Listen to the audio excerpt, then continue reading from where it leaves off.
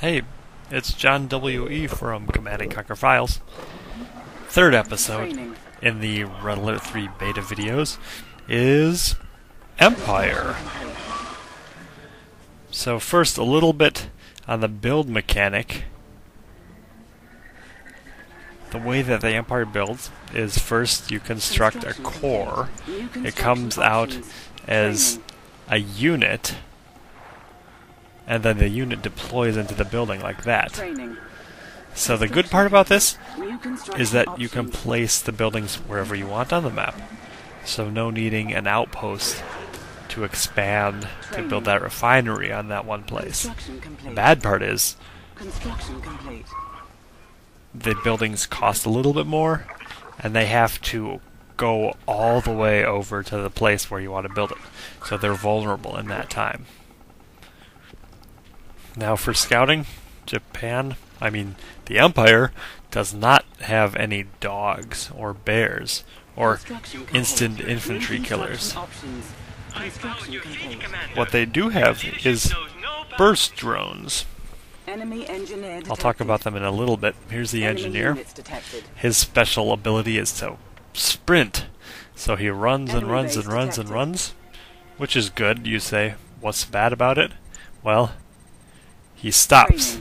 Then he has to stop there and pant for a little bit, and he can't move. So if he stops right outside the enemy building, it's not so good for you. So the burst drones, they are flying. They have a very long sight range. So I put one of them over the cliff by the enemy base, just because he can't see up the cliff with his infantry or ground units. So it's a good scout that shows pretty much the entire enemy base without having to worry about being killed or removed or shot down.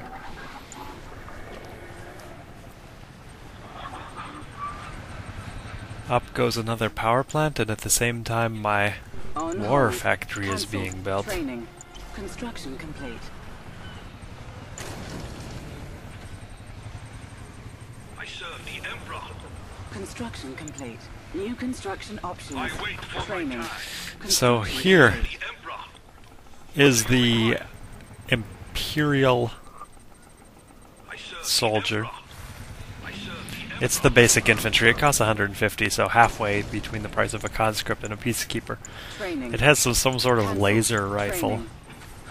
but the real cool thing about it Training. is the ability to switch to You require my some sort of services. sword, which I'll display in a minute here.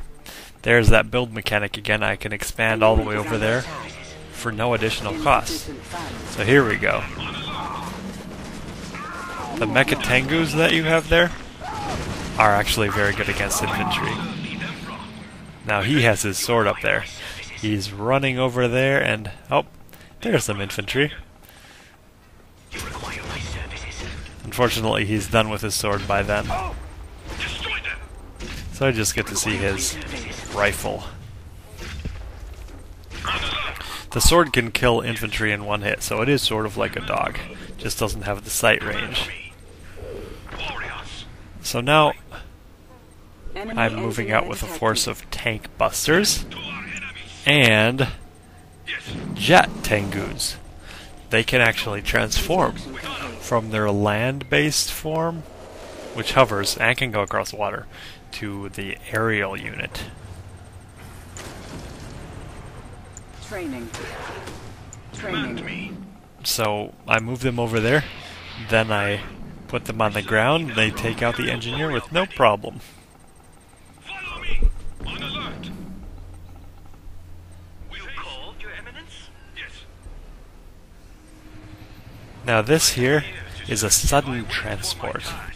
You can actually disguise it as any vehicle, which is pretty cool. So now to the enemy and to every other player, it looks like a bullfrog.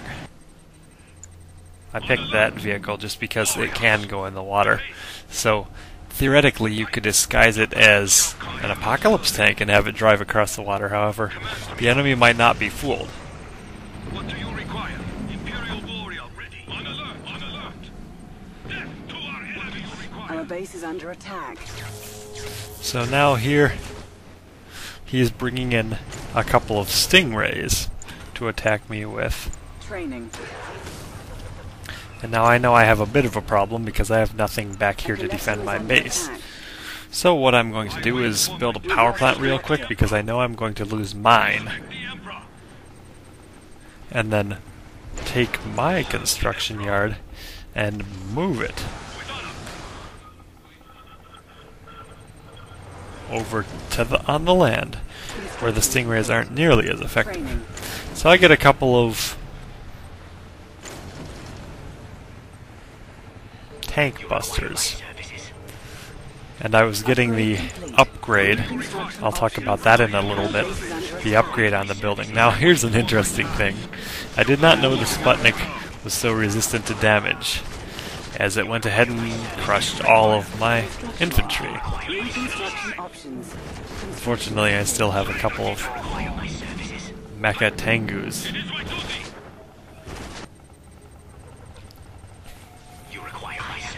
So here we go. This is a chopper VX / striker VX. Can be either a helicopter or a land-based unit in helicopter form.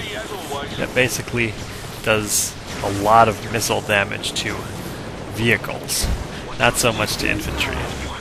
Now here's the tank busters again. Even though they're infantry and can be killed in one hit, they still do a lot of damage.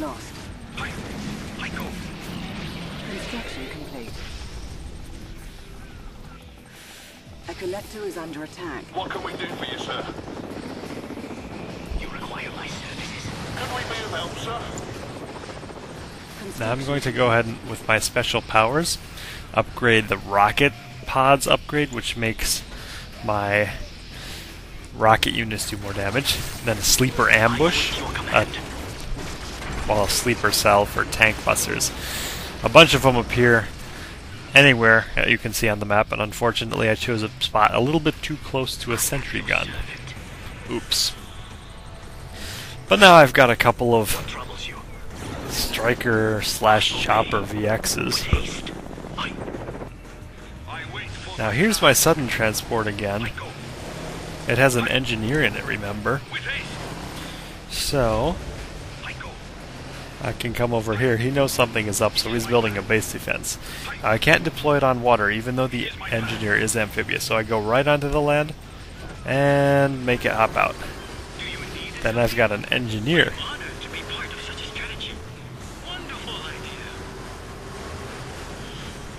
Now he goes on water, jet skiing or something over to the enemy. Unfortunately, he goes ahead and undeploys it right away.